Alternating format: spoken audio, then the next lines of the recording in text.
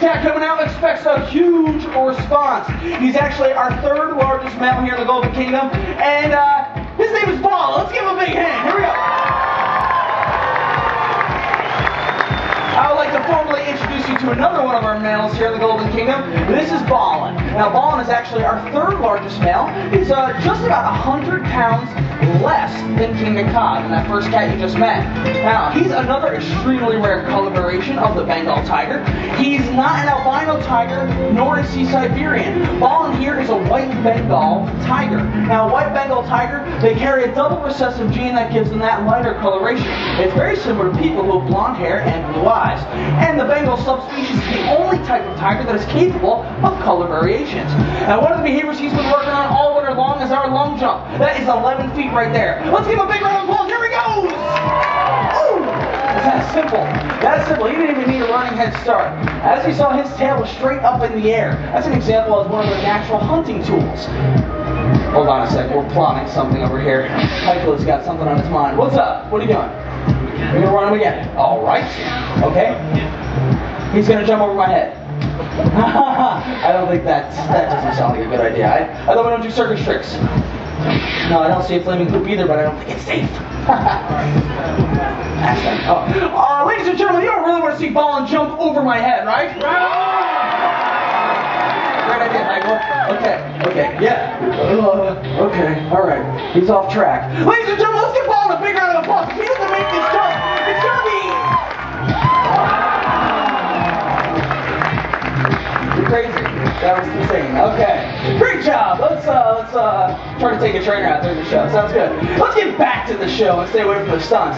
As you saw him jumping over my head, you got another opportunity to see his tail straight up in the air. They'll use their tail as a counterbalance when jumping and chasing after prey. Now, another natural hunting tool they have about them are their whiskers. They use their whiskers to navigate through obstacles, such as tall grasses and trees. Now, speaking of trees, tigers can climb trees very well. We're going to see if Balin wants to demonstrate this for us on our tree hop. Slicing it up, and there we go! Balin has 18 razor-sharp claws to aid him in that tree hop to keep his 425 pounds up in that tree. And to give you guys an example of how big these cats really are, we're going to see if we can get them to stand up nice and tall for us. Now, this behavior is called a shoulder rise. A full-grown tiger stands anywhere from 7 to 11 feet tall, from the tip of their nose to the end of their tail. Right now, when Balin's fully extended, he stands in at about 10 feet, which is very, very impressive. And there we go!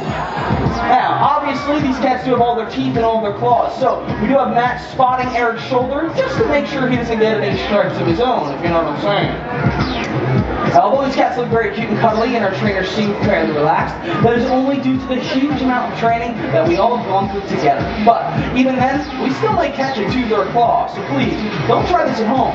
These cats are not tame, they're not domesticated, nor are they meant to be. They're just well-trained wild animals. Oh, a little Rocky training montage. Perfect for this next segment. A lot of times people come up to us after the show during our question and answer session and they say, how do you do it? How do you train a tiger? Well, we do not use whips. We do not use chairs. It does not work like that. We use a training method known as operant conditioning, which is based primarily on positive reinforcement.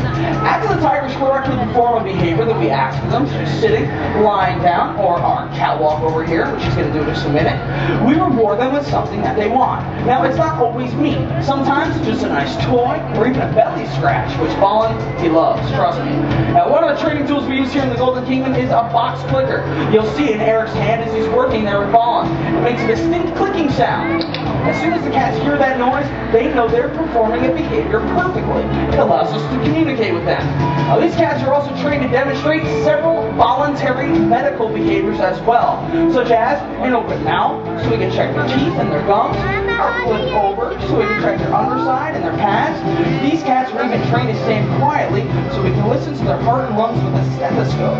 Now, all of these behaviors are trained in progressive baby steps, little by little working towards that ultimate goal. It takes a lot of time and a lot of patience, but those final results is rewarding not only for Balin, but for our trainer, Eric, as well. That's a nice open mouth. Let's give these boys a big round of applause. That was great.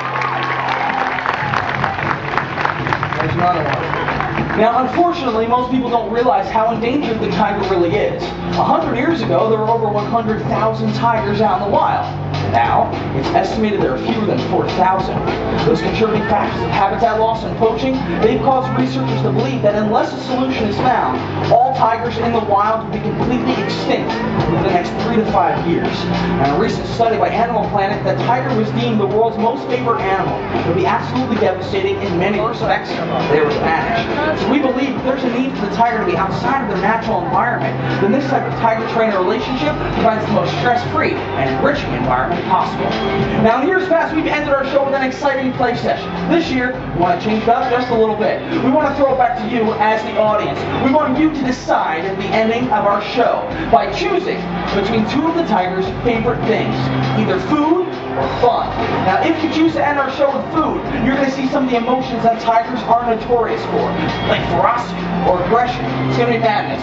If you choose to end our show with fun, you're going to see them chasing after toys, stalking them like they would hunt their prey out in the wild. Either way, it's a great ending for a show, so it is up to you.